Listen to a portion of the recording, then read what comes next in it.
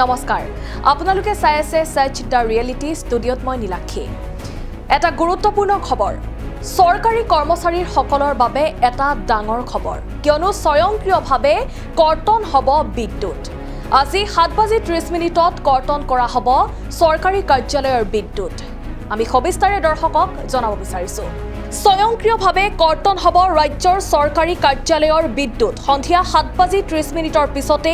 কৰ্তন কৰা হ'ব বিদ্যুৎ ৰাজ্যৰ 232টা কাৰ্যালয়ত কৰা হ'ব এই ব্যৱস্থা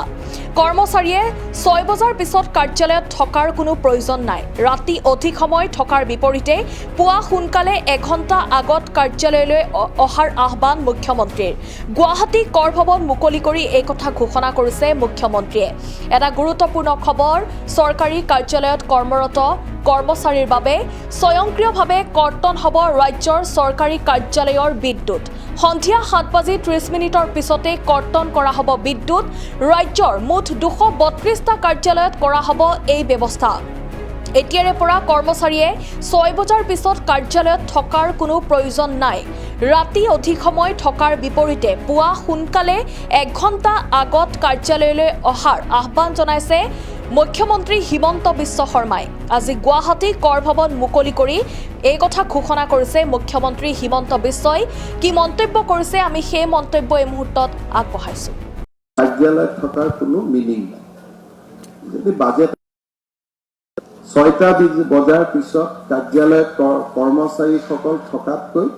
ঘৰত গৈ পৰিয়ালটোৰ লগত থাকিলে মন আৰু স্বাস্থ্য ভালে থাকে মই আনলাইক মই বেলেগ মুখ্যমন্ত্ৰীৰ দৰে ৰাতি 9টালৈকে কাম কৰক 10টালৈকে কাম কৰক কামটো নহয় আড্ডাহে হয় গতিকে যোনে কাম কৰিব লাগে ঘৰত গৈ কৰিব লাগে ৰাতি বেছিকৈ থকাৰ পৰিৱৰ্তে লাগিলে 1 ঘণ্টা আগত আহক লাঞ্চৰ সময়তো কাম কৰক ইলেক্ট্ৰিচিটি বৰ্ডৰ কৈছো যে আমাৰ অফিচবিলাকত 7:30 অটো ডিসকানেকশন